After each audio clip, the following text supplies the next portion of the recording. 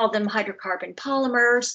And the chemicals, well, that's the industry's trade secret because, and here it is, you can't make a plastic product from the polymer alone. You got to add chemicals, about 10,000 chemicals. And that's a lot. And does it seem like I kind of made up that number? A little too perfect, a little too round? Well, it came from this study here, a 2021 study that knocked the socks off of plastic scientists around the world. And we knew that plastic was made with a lot of chemicals, but no one had any idea that there were 10,000 of them. And here's the other really important thing, nobody is watching. These chemicals are newly synthesized, most of them. They are unknown and untested.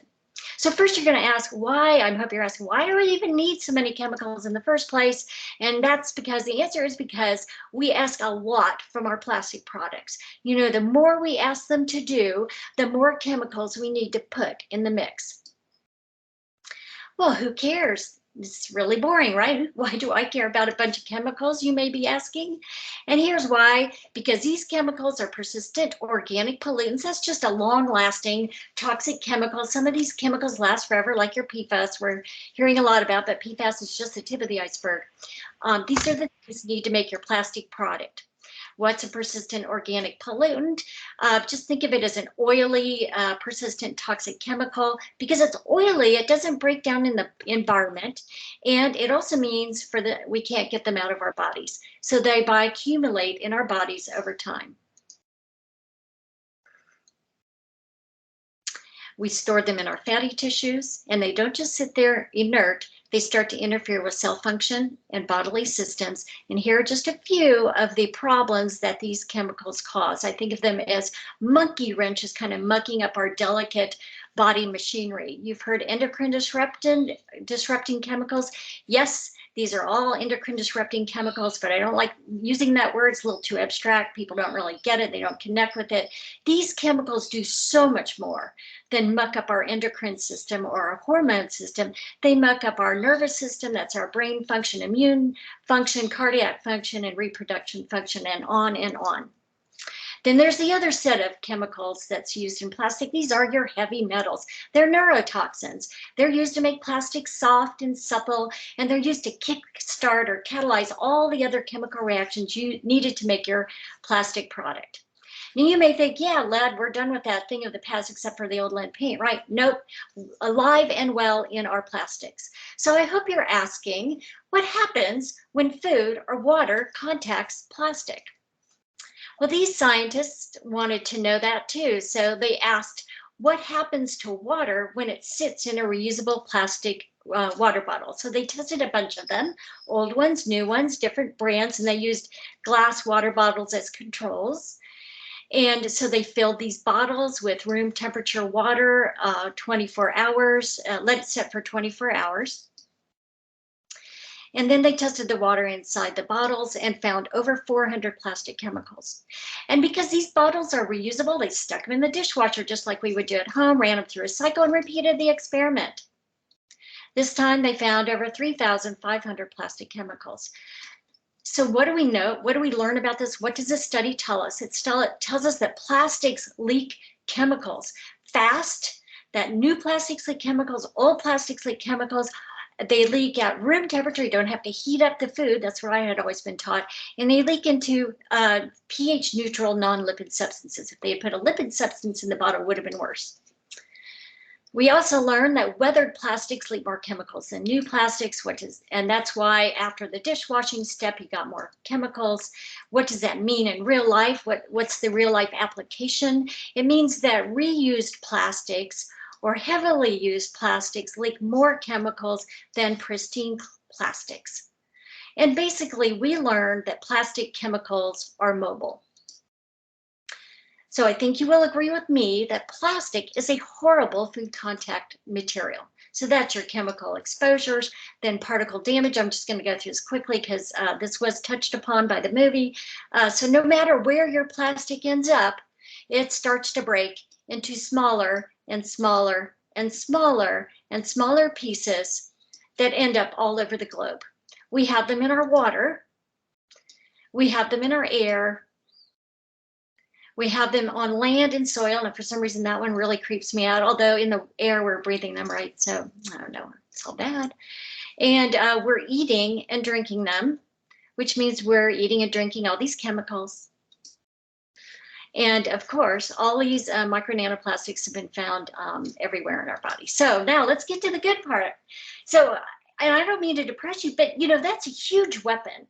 I've been doing this long enough to tell you that we can't get people to change their ways by talking about the environmental aspect. Plastic. Now, you know, you guys are in Seattle, I'm in Portland, we're cool, we are really concerned about the environment. I'm going to tell you though, very few people will change their life choices, their lifestyle choices, their consumer habits because of the environment. But when we start talking about health impacts, we really get some action. So let's look at solutions. We all know that we got to turn off the tap. That's where we're really trying to get to. And so the question is, are there any downstream solutions? They seem to be a little bit easier. Maybe we can tackle the problem this way. Well, here's some false solutions that you hear a lot about. I don't have time to go into these in depth. Please have me come talk with you. I love talking about recycling. That one is particularly interesting, controversial, but I got the scoop for you on that one. Are there any good downstream solutions? Yes, there are. And this is the way I determine whether something is a good or true downstream solution. It has three things. Does it educate a person about the problem? Does it produce compelling data? And does it motivate people to change?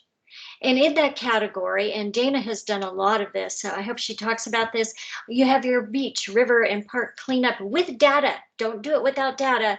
And you have your institutional, this could be your office, your school, your work, your organization. Do it with data. River cleanup here. What do I mean by data? This is the kind of data. Don't pick up all the trash and throw it in a plastic bag and tell me you've picked up 20 pounds of trash. That's just not compelling. It doesn't get people to connect to the problem, but this does. And this is really fun. You got to sort the Halloween candy, right? How do you get started? We always start, and this is why that hazardous substance information is so important. We always start by getting people to think differently about plastic. Two ketchup bottle options here. They both have the same amount of ketchup in them, but that glass bottle has a lot of disadvantages, right? It's heavy, it's more expensive. And so most people are going to choose the other bottle. It's a little more functional. You get more of the ketchup out of the bottle. For many reasons, people are choosing the plastic bottle. But if you know that plastic is a hazardous substance, it's going to get you to make the other choice if you have that privilege. A lot of people don't. So when we start thinking differently about plastic, actions follow. But you got to start with the thinking. And then where do you go with that? I want to introduce the non-essential use framework. This is how we got rid of CFCs. Remember those chlorofluorocarbons in 1980s and 90s? They were destroying the ozone, and oh my God, people were panicked. We were stuck. These chemicals, and these are also persistent organic pollutants. They were in really important products like refrigerants, and they were the propellants for these, like a hairspray, and well, I don't know if they were in hairspray, they were definitely in spray paint, and people thought these are essential things, we can't get rid of them, we're stuck with these. So what they did is they separated out all these products into three categories so they could see where the low-hanging fruit was, and we can do this with plastic first. So you want to start with the first category, your non-essential use. A lot of these are your single-use plastics, and they are completely unnecessary. Ditch them. Second category, these products are important, but you know, we got some functionally equivalent substitutes. This is your stainless water bottle and your canvas shopping bag. And then we have this last category. This is a tough category, and we don't need to solve this problem. We can leave this for the scientists. We can get them working on it. Just like with CFCs, they did find alternatives for using chlorofluorocarbons. Let's focus first on the low-hanging fruit. A great place to start is food contact plastics. And why? It's because they're plentiful. We have them all around us every day. They're immediate. We know them well. They are single use, so they are the source. They're the major source of plastic pollution. They are unnecessary, so they're pretty easy to get rid of or to substitute, and they really get people motivated because they are the source of all those chemical toxicities, that chemical exposure. What does this look like? Twice a year, we work with schools across the country to do plastic-free lunch day. You do this in your office, you do it in your organization, and there's always an entry place, and that's what this slide is meant to tell you. Maybe you live in Missouri, like Dana, and there's preemption laws, and people are a little bit resistant to plastic because the top-down folks have set it up that way. There's always an entry point. Maybe you can change to, hey, the model of asking for a plastic spoon as opposed to it being automatically dispensed. Or maybe you can identify one item to get rid of on one day, like a straw, like plastic straws. Or maybe you can go, some of these schools, and we work in schools, but this can be done in any organization, go get rid of all the single-use plastics and go for reusables.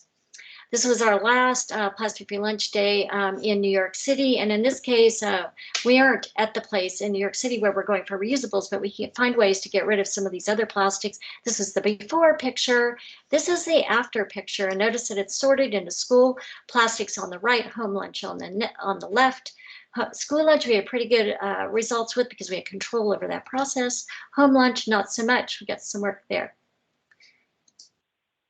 The next thing you do is you take that data that you've set out and you have photographed and you have counted. That is compelling data. And you take your information about hazardous substance to your legislator and policymakers. That's how we turn off the tap. And please always remember that plastic is a hazardous substance. Use it. It is your best weapon. Thank you, Jenny. That was so informative. I love your presentations. Let's move to Dana. And whenever you're ready, Dana, you can take over. And then after that, once Dana is done with her presentation, we'll open up the floor for questions. Sorry, I'm trying to figure out how to get out of share screen. I don't see any. Oh, if you go, I think, Dana, I don't know if you can try to share or take over. And then Jenny, if you hover at the top of the screen, I don't know if this happens on a Mac. There might be a window that comes down. I might have to, I'm just going to sign off and come back. Did I exit? Okay. Not yet. Okay. Dana, how's your sharing Jenny, situation? I'm gonna give a shot to sharing and taking over. I'm there, not sure yeah, if I can she or got not. it. We got Perfect. it. Perfect. Oh, fantastic. Am I still on? Oh, I see it. You're now. still on. Your face is on, but it's okay. Am I on see. screen or are you on? Yeah. Oh, nope, she's getting it. Yay. I'm working on it here. I was actually busy trying to send you a clapping emoji there, Jenny. Hang on. Okay. I feel terrible, like we're in front of a Microsoft crowd and I can't use this app, and I feel really silly. Okay, there we go. I'm getting there. I see something. Okay. Yay, there it is. Yes, no pressure, Okay. right? Excellent. And now I can't see y'all, so if anything happens, just let me know let me know vocally. Thank you. I'm here paying attention, and I'll be here to help. Cindy. Yep. All right.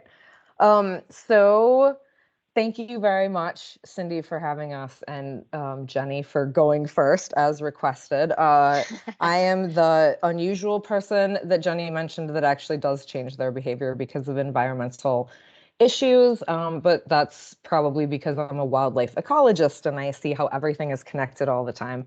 And even though folks on this call right now may not be wildlife ecologists, also, I bet you can see the connections too.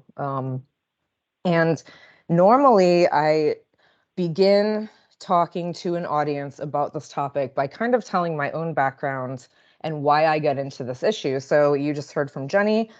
She is an MD, PhD, and she got into it from, a lot of the public health angle and all of the things that she just talked about. I got into it from the wildlife and environmental quality angle. And normally what I do is I show a bunch of really disturbing pictures of wildlife interacting with plastic in very negative ways. However, since all of you just watched the movie Story of Plastic, I do not think that you need anything more that is upsetting or depressing. So what I wanted to do was talk a little bit, and this is sort of in the vein of what Jenny said about thinking differently about plastic. And I think that there are a lot of misconceptions, and the movie did really touch on a lot of these, but I think that folks think, even when they are shown pictures of plastic in the environment, often we're shown that in oceans. And so people tend to start thinking that it's really an ocean problem, and that it gets there by illegal dumping, by seagoing vessels possibly, or definitely litter bugs. We're often taught, and folks often think, and I have been here, which is how I know it, that if everyone just recycled and we recycled properly, then we wouldn't have this problem. So that it's really on us as the consumers to deal with the situation. And that has been a very dangerous lie, basically, that has been going on for 50 or 60 years. We are told that plastic is necessary in all its forms. Jenny just presented about that with the non-essential use versus essential use framework. It's gotten to the point where people, I think, are really accepting, plastic water bottles everywhere as just as necessary as medical uses of plastic. And I think we really need to rethink that. We're told in a lot of ways that it makes food and water safer. And again, Jenny just presented ways in which that is absolutely not the case. And the other thing is that I think that the movie The Story of Plastic was excellent. As sort of upsetting as it is, what it does best to me is really shows how the entire life cycle, quote unquote, of plastic is not benign. So it's not just the end pollution that we're dealing with, it's everything from the moment its components are extracted or produced. So here are some realities as I see them as an ecologist. It's definitely a climate problem, and that is something that The Story of Plastic relays very, very well, of course. It's an environmental justice issue from beginning to end, again, from the moment components are extracted to the very end pollution. It is harmful to our health. There's less research on physiological effects in wildlife, but there's certainly some out there, and we're finding the same things as we're finding in humans: endocrine disruption and a variety of diseases that are related to ingestion or contact with plastic and its toxic components. So if we just look around us, we hear quotes about, or statistics about, 8 to 15 million tons of plastic enters the oceans every year from rivers and wind and other sources. We're not dealing with the waste. I mean, if we as a globe, as a planet of humanity, were able to deal with plastic waste, that wouldn't be happening. So logically speaking, point A to point B, we are not handling this waste properly. We're not able to handle this tidal wave of plastic that's being made. And then, all around this issue, because as Jenny mentioned, we're dealing with, basically the two most powerful industries on Earth, fossil fuels and chemicals. There's a lot of mis and disinformation out there that really makes action and policy very difficult. So I just wanted to point out that the chasing arrow symbol, and some folks might know this already, but it was made in, I think, the mid to late 70s in regards to paper and paperboard products that were either made of recycled materials or could be recycled. And it was co-opted by the plastics industry in 1988. My understanding is that now that there are triangles instead of the chasing arrows in some places. That is certainly not true where I live. All of our products still have the chasing arrows with these resin numbers on them. And it took me a long time to learn that just because chasing arrows were on a product does not actually mean it's recyclable at all. And so most recycling facilities take 1, 2, and possibly 5. Sorry, Dana, to interrupt, but yeah. we can't see your slides. Is You it can't. possible to? Well, we can It- see your first slide, Missouri River Bird Observatory. Oh, they're not advancing? No, I Oh, wonder no, y'all. if you could like click to there. Now we see whatever you did. We can see slide so 4. I can't play it. I Right, guess so you can see this, but I can't. no, I guess not. Hang on. It might be Let me just do that. How's that? okay. Is that Yeah, that's okay? great. Yeah, I whenever mean, you I know click you on can the see slide, future slides, but okay. that's fine. Yeah, I we wasn't got just it. talking and talking. I had some words and pictures for y'all. Yeah. But okay, there you go. So the chasing arrows. As you all know from, again, the movie Story of Plastic, we are coming to a situation that looks like this. This is a picture from the Philippines. We see this in Malaysia, we see it in Vietnam, we see it all over the world as we developed countries export waste and developing countries also have their own waste. The term that's been coined is waste colonialism, which I think is a really accurate phrase to describe the injustice that is occurring because we are not able to properly recycle and properly deal with all this waste. So we know this, right? Cui bono, who benefits? Who, ultimately are people benefiting? As Jenny just pointed out, absolutely not. It might be marginally cheaper for us to buy something in plastic versus glass, for instance, but over lifetime exposure, it's certainly not going to be cheaper. Certainly our environmental quality is suffering enormously because of plastic, and so is our wildlife, the other species with which we share the planet. So this, I think, was perfectly well pointed out in the film, that we have an industry that has relied on our excessive use of fossil fuels, particularly for many decades. And as the world attempts to get to a little bit more green energy, green transportation, they don't want to lose profits. And so there's an enormous amount of build out planned. And I think as concerned citizens, that we can work on not making this happen. And I think that's probably the only way that it's not going to happen, is if we work at all kinds of levels, whether it's local, state, federal, even international, even at your local store level or your local Rotary Club level. It doesn't matter. At every level, we can work to have this not occur. So here's some things that we can do right now. And we're already doing that, right? Watching the movie The Story of Plastic is a big way to go about informing oneself.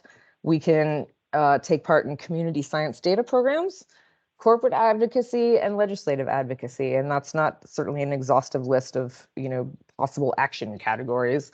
But those are ones that a lot of folks like to engage in and that I like to engage in. So Jenny mentioned kind of briefly brand audits. You showed some pictures there, Jenny.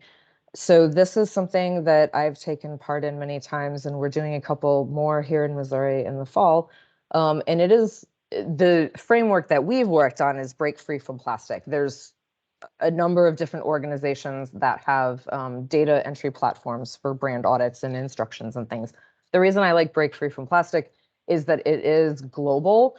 And so no matter where you are in the world, your brand audit can be submitted and contribute to the global brand audit report that Break Free from Plastics comes out with every single year. So this is, there we go. My organization has done this with our partner, Missouri River Relief, who are dedicated folks who have been educating people on the Missouri River and cleaning trash out of the Missouri River for 22 years. Because we can't turn off the tap, they continue to clean enormous amounts of trash out of the river. And this picture that you see here is a morning of about 3 hours, and it's about a third of the trash that they actually pulled out of the river that morning. And this is what we did our audit on. Let's see. One thing that won't happen is I can't show y'all, like I have not animations and videos, but like slide builds. So this is, I'm just going to pull this down. This is what our audit looked like. And these are some of the data from that audit. So you can see in the case of our audit, the brand that we most frequently collected data on was from PepsiCo, Coca-Cola, Walmart, Sazerac, and then here in Missouri, Quick Trip's a big one. They have gazillions of styrofoam cups. These are the top plastic polluters globally, based on 5 years of brand audit data with Break Free from Plastic. So that's just a really good, kind of intense, fun way to get people together and really contribute to data collection on this topic. I like to note that the National Academies of Science were congressionally mandated to do a big report in 21 and 22 regarding the United States' contribution to global ocean plastics. And one of the metrics that they took into account was, as you can see here, community-based data. So these data that we as community scientists collect on a volunteer basis through brand audits or NERDL patrols or all, cleanups, any kind of thing where you are really submitting data to a community-sourced, crowdsourced science program is actually used by the National Academies of Science in reports to Congress. So I think that's pretty cool and pretty impactful. So this is a picture of Cancer Alley in Louisiana, the most heavily concentrated petrochemical complexes in the country. And there are groups there that, even though they have been basically exploited for decades, and genuinely oppressed by these industries, they are fighting back. And as more and more petrochemical companies try and build things like plastic manufacturing facilities in Cancer Alley, there is pushback from residents, and that pushback is actually working in many cases. So the organization Rise St. James did community organizing throughout St. James Parish, Louisiana, and they were actually able to get legal stays on a enormous 9.4 billion, you can see it, plastics plant owned by the Formosa Corporation. So citizen action absolutely works. It may be the only thing that will. So some other good news, these are actually folks from Rise St. James, Sharon Levine and her daughter, and in the middle there is Judith Enck, who's the founder of Beyond Plastics. And Hey, you can see Dana. them there. I'm going to Yep. break in because Yeah. we're being asked for you to go into a different view so people can see your slides better. I've been told to click on the view window on the upper left-hand corner. We can see it on your screen. It's Oh, all the way to view. the left. Okay. I hope that How about does that? the job. that help? Well, I mean, we can see them. I was hoping they would get bigger, but it's Well, okay. I'm actually only going to show one more. Okay. How about Okay. that? So That's I'm going fine. to show this one here, and I think, let me know if it scrolls, because I'm going to make it big again, but it Okay. didn't advance last time. Is this advancing for you all? No. No? Okay. Sorry, y'all. I'm used to Maybe Zoom. if you can you hit that view, hit the view rectangle again on the left and then push play? Because now we can see your slides on the left, which is not bad. It's not that distracting, but a Cindy, second my ago. friend, I can only see a black blank screen right now. Okay, never mind. Just Sorry, leave it everybody. as is. Okay, Leave it as what I is. do, all I want to do in the end here is put up a QR code to a multi-page document that I've put together of many, many resources. The QR code's up, Dana, and I just perfect. captured it, and your document comes up. So. Perfect. So there was a little scroll through to something, but as long as the QR code is up, it's a document that I've been compiling for, I don't know, maybe 2 or 3 years. It is by no means exhaustive and comprehensive on the topic of plastic, but it does include various webinars, popular press cool. articles, and academic research articles, and congressional hearings and reports, and you name it. So the QR code will link to that. And y'all, I can't see you at all. So I'm going to try to press buttons until something good happens. Awesome. And with, what you can do, Dana, is take yourself off present mode, because now I'm going to open up the floor for questions. If anybody has any questions, please come I have on. no, I will as soon as I can. I'm okay, glad no problem. I'm never struggling with that. Okay, there we go. We can still take questions. So Nope, anybody, please speak up with questions. Stephanie, did you have a question? You're on mute. Yes, I have a question. So for the category of like things that you don't super need and they're single-use plastics, I was thinking things like potato chips and cereal, like those are things that we in my family consume on a regular basis. Are they like absolutely critical to survival? No, but I was wondering what your advice is on items like that that usually come in plastic. Yeah, so if I could speak to that, I'm glad you've identified the food contact plastics. I think those need to be the first to go because your family's getting the toxicities from the containers. So the first thing that you would do, and I've noticed, so I'm 65 years old, so I've lived a little bit, but there didn't used to be these little individual size serving potato chip bags. I love potato chips too when I was growing up. We had a big old Lay's potato chip bag. I think they still make them. That's the first thing I would do is just go to the larger instead of buying the individual serving bags. Is your family on that? We buy the large bags, like not the Right. single-use ones. So as large a bag as we can, and then we eat what we want from it. But it's still something we throw out at the end of the day. Absolutely. And you know what? Me too. We love these tortilla chips. They come in a plastic bag. And so that's maybe something that nobody's perfect. And if you start to worry about stuff like that, you'll drive yourself crazy. And I think you push yourself into a place of inaction. So just identify the things that you can change. Start there. And yeah, I have my tortilla chips, the K Pasa tortilla chips in Portland are delicious and they only come in plastic bags and we use them. But there are other things that we've identified we can change.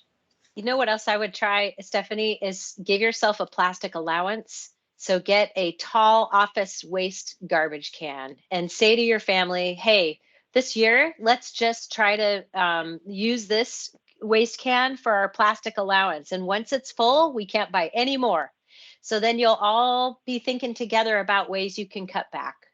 And I have a billion other ideas that I'll share, but I want to move on to the next. This is an awesome question. And Dana, did you have anything to follow up with what Jenny said?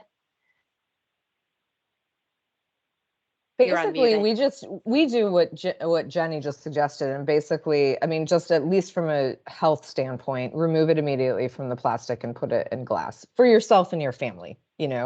And I realize that for some people, guilt is a motivator, but for a lot of us, it isn't, and you don't have a choice most of the time. There are times that you do, and that's great, and you can take it, but there are times that you just really don't. Cool. Okay, Patrick has a question. Yeah, I wanted to ask what you guys think in the category of essential plastics. Does the things that we sell fall in that category, like gaming consoles and laptops? Yeah, and I'd like to speak to that too. Absolutely, because there's just nothing you can do about it.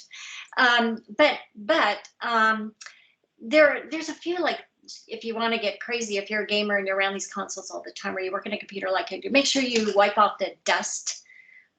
There's microplastics in that dust and vacuum your appliance. There's microplastics and those microplastics are carrying all the chemicals that the plastic's made out of.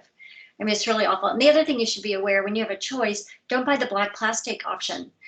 Black plastics have been shown to contain recycled e-waste, so they have the high contents of lead, antimony, and brominated flame retardants that were actually outlawed in this country. But as you probably got from the film and what Dana's saying, this is a global market. We are all interconnected in the way we produce, use, and so-called dispose of plastics. And I hope it became clear also there is no way to dispose of any of these plastics. They're with us forever. So yeah, you can make some of those choices, but that definitely is in the essential use. Right now, there's not too much we can do about it. Real quick, last question. What is the promise of circular economy to all of this? Yeah, so I hate that word circularity, and it's been co-opted by the plastic industry and the chemical industry. And so instead of using, I hate the word sustainability, I hate the word circularity because they're very vague, right? And they're really used to greenwash products and sell people on products. So I think it's best to look at a product and ask, where did this come from? What is it made of? What's its impact on me and others while I use the product, and also in the creation of that product? And what's going to happen to this product when I'm done using it? And we know from our experience that there are certain materials that like metal, paper, glass, and wood that are more sustainable. Plastic is probably the least sustainable material that we have right now. So I kind of see the world as, is this metal? Okay, I feel pretty good about it.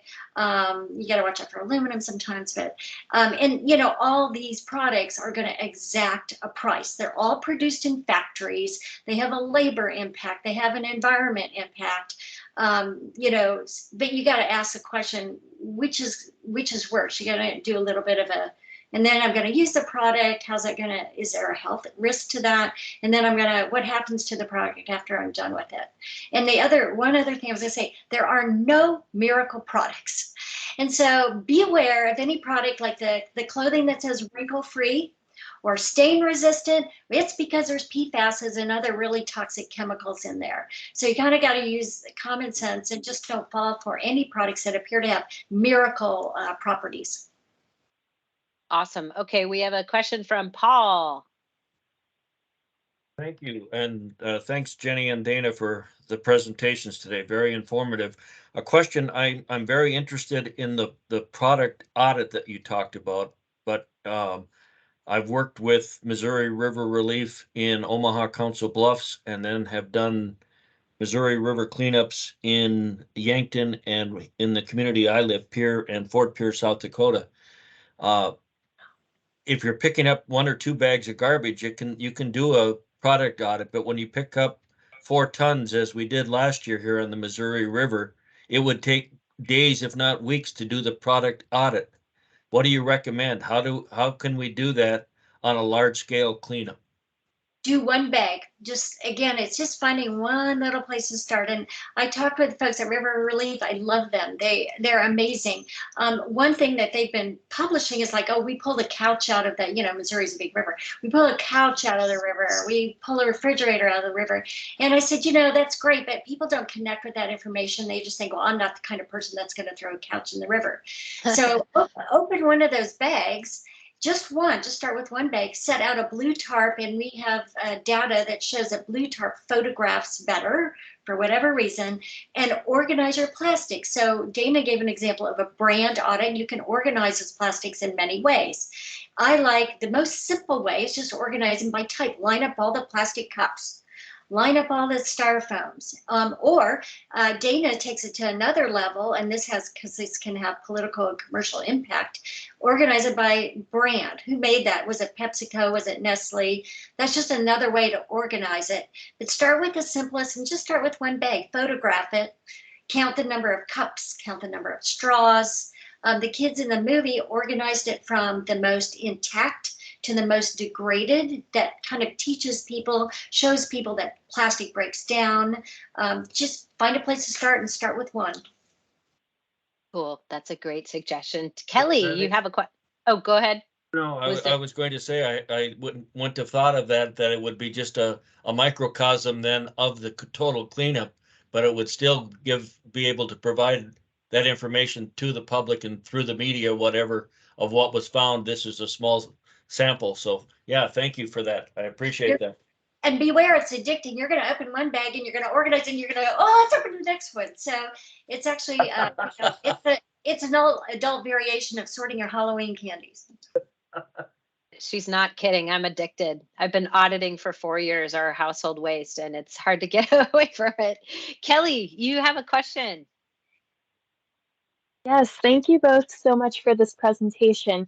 I was curious your thoughts on plastic bags, as it just seems like they've even kind of come back stronger than ever with the pandemic. Everything is wrapped in plastic and it's seen as a way to keep things sanitary. What can we do about that? I mean, I think I've even seen that in my kids' lunches. If they buy lunch at school, there used to be less single serving wrapped things in it. And then, with COVID, it just came roaring back, and it's like everything has its own little plastic bag. So, Kelly, first of all, let's start with the COVID piece. Actually, I'm going to go back. Your food is going to be safer and sanitary with plastic. It's a big talking point for the industry, so know where that comes from. There's no science behind that at all. And in terms of COVID, this, of course, accelerated during COVID. There's also absolutely no science that shows that if you wrap a food in plastic, that it's going to impede the transmission of COVID. COVID, as we all know now, it's a respiratory virus. It's so you'd have to like cough on your hand, touch your food. Somebody else would then have to touch your food and then touch their nose. It's almost, and by then the virus is degraded. And this is on the CDC website. And if you need some, contact me. I've got an information sheet for people to take to their schools. So first of all, a lot of these people, vendors and schools and institutions, they do this because they think people want it. They think people are demanding it. So sometimes it just starts with a conversation with the school. Hey, can we do something else than use these plastic bags? And I've had tremendous luck. Sometimes you get someone goes, and you can say, hey, there's no real data here to show that it impairs or impedes or breaks the COVID transmission. It has nothing to do with COVID. So that's just start a conversation. My husband, just a little anecdote, he's a coffee snob. You know, we live in the Pacific Northwest and it's rainy and dreary here a lot, and like many of you. And so we get our coffee from Bend, Oregon, and it comes to us in the beans, right, because you got to grind it. It comes to us in these bags. And you've seen coffee bags, they're very greasy, and the bags are lined with a shiny material which has PFAS, right? Because that's what PFAS does. It's water and grease repellent. So I call them up on the phone. I said, is there any way we can get coffee bags that aren't lined in PFAS? And they're like, sure, because you know it saves them money. So we get now our coffee beans in just a regular old paper bag with grease stains all on the outside of it. And that was their first response. Oh, you don't want us to do this. Your bag's going to look awful. It's going to have grease stains. And I'm like, I don't care. If I see the grease stains, I know there is no PFAS.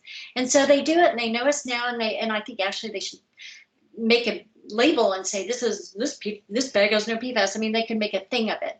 But start that conversation. They may be happy to forego having to do the plastic bags. Sorry, I monopolized that question. Dana, anything to add to that? Kelly, that was your question, yeah? If it depends on what you want to do. There are all kinds of levels. There's the sort of individual conversation level that Jenny was just referring to, all the way up to, you know, working to get plastic bags banned in your state.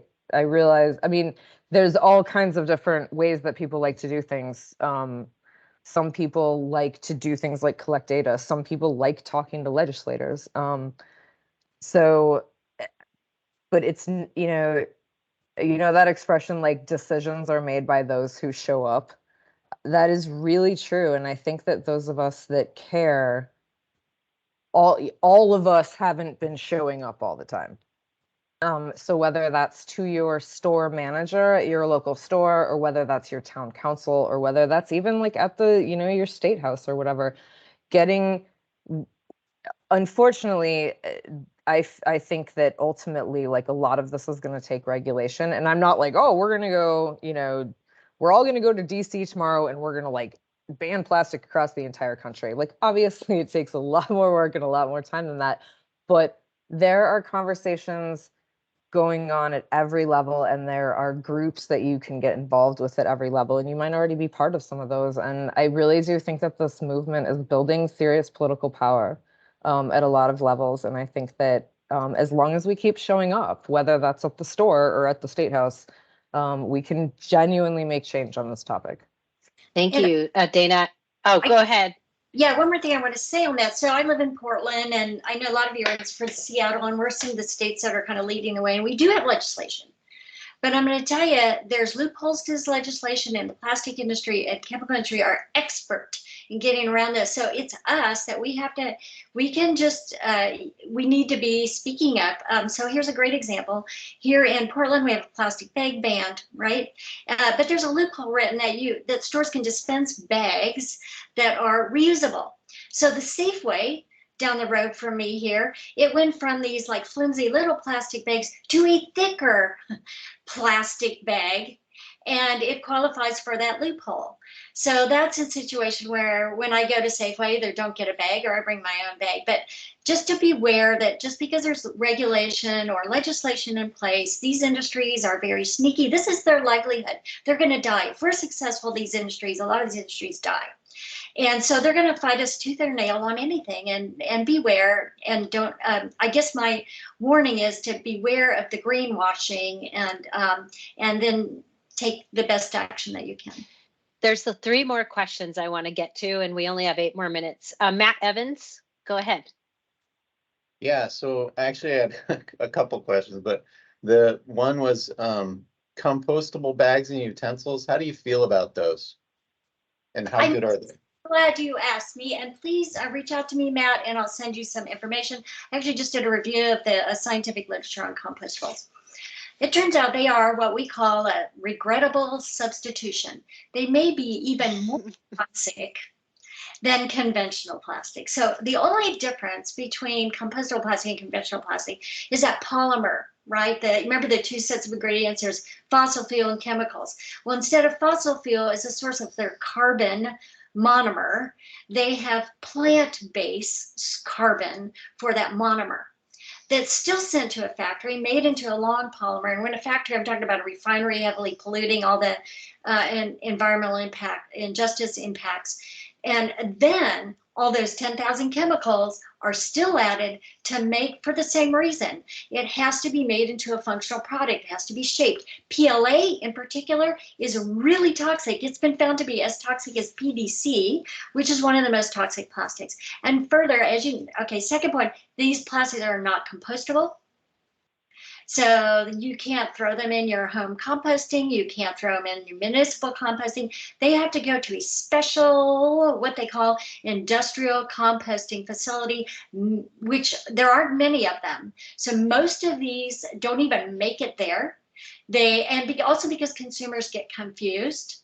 They use it, they throw them in the trash. You throw it in the trash, it's going to end up in the environment like conventional plastics. And this is the other piece.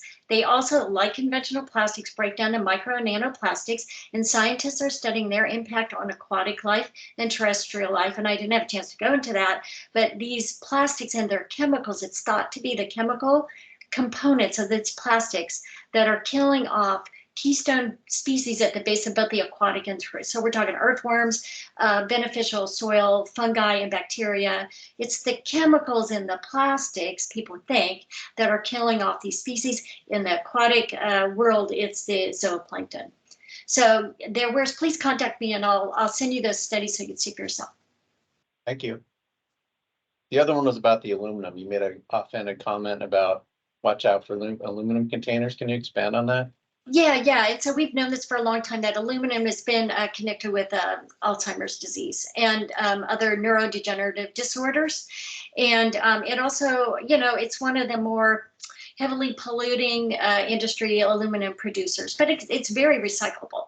So it's still way ahead of single-use plastics. I just wouldn't cook with it, because then you're getting repeated exposure to aluminum and you heat it and it's more likely moving your food. But if you're drinking out of an aluminum can one time, it's definitely better than your single-use plastic or soda out of a plastic bottle. I wouldn't cook with aluminum. Well, thank you. Jenny. Thank you. Kristen. Hi, I wanted to ask about your thoughts on utilizing TerraCycle to give back the companies the things that are considered not recyclable. Is it truly utilizing those things in a good way and getting rid of them from the waste stream, or is it pretend? It's your major greenwashing. It's completely pretend. I think it was TerraCycle that was busted. They found that they had stacked all these plastics that they had collected in these huge warehouses in New Jersey, and they're just sitting. Oh no. So you can't, and please have me come back, anybody, to talk about recycling. It is chemically impossible to recycle plastic. That polymer, that long carbon polymer, when plastic, it's melted down to make the product, it's squeezed into a mold or extruded into a thin sheet. So there's heat and there's pressure. When that happens, it damages that polymer. So in your first product, the polymer you should, now I'm hoping you're putting pieces together. Oh my God, there's 10,000 chemicals in that item.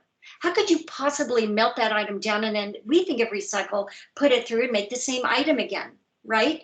You can't do that because of the chemical contamination, and the polymer is damaged from that heat and compression. So that's first thing.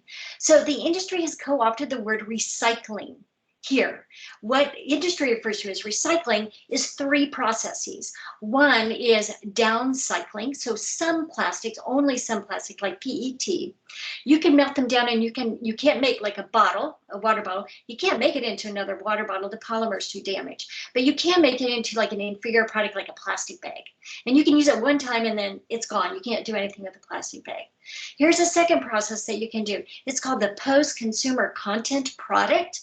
We think we're doing a good thing. We go to the store. Oh, it says post-consumer content. I think I'll buy that. Don't buy that. I hope you're starting to think, wow, once plastic is weathered, it starts to leak chemicals more. So post-consumer content is you take a little bit of the old, mix it with a whole bunch of virgin plastic, and you make a new product. Think of Play-Doh. Remember when you're playing with Play-Doh, it gets really worn out. You can't do anything. It gets really crumbly. But if you take a little bit of your old Play-Doh and you mix it with a bunch of your new Play-Doh, voila, you can make a new thing. So the plastic industry loves post-consumer content, keeps that virgin plastic flowing. But as a consumer, it's really toxic and don't buy it. That's a hazardous substance. The third thing is a so-called chemical. Let's burn plastic and see if there's anything left over that we can use. So there's a chemical, we can recover some of those monomers, those chemicals, or maybe we can make an oil. We can get the fossil fuel back. The oil's low grade, nobody wants it. And the chemical recycling thing has never been realized. It's kind of aspirational. So those are the 3 things that you can do with plastic, and all of them are heavily toxic because now that plastic's a little bit older and has been weathered. So what TerraCycle does is a scam, and please have me come back. You cannot, there's no waste management for plastic. Nothing you can do with it except for those 3 processes. To follow on that, I'm sorry, running up against time, but is that also true of recycled content that goes into clothing? Absolutely, 100%, and that is toxic. And I don't know if you've seen this is now starting to come out. People are getting terrible reactions to some of this clothing. So if it's cotton recycled, that's fine. I mean, there's still going to be chemicals, but anytime you recycle something, you're heavily processing it. But what we really worry about is the synthetic microfibers, polyester, nylon. Again, it's the same greenwashing thing. Hey, buy this one because it's recycled. First of all, it's super toxic, and it's going to be a post-consumer. You can't take old plastic and make a new identical equivalent thing. You have to either pour in a bunch of new product, new plastic, or the downcycle thing. So yeah. Is that also true of the Oeko-Tex claimed ones? I don't know what that one is. It's supposed to be free of toxic chemicals material. It's OEKO-TEX. Yeah, that's for cotton, right? And yeah, no, that's a good certification. Those are, and it only certifies cotton. It doesn't do synthetic fibers. Okay. Right.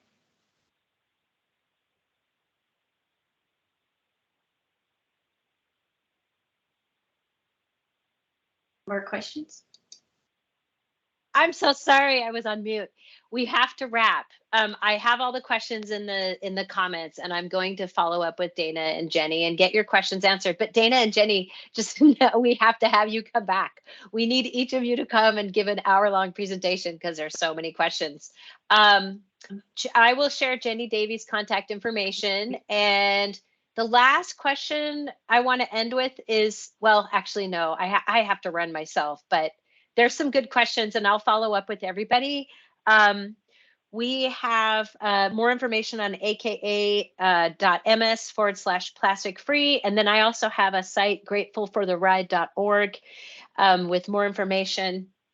Sorry, I have to drop, but for our Microsoft employees, we have coffee Q&As coming up through the end of the month, and I will be inviting these 2 back. Dana and Jenny, did you want to have any closing comments? I wanted to offer you that.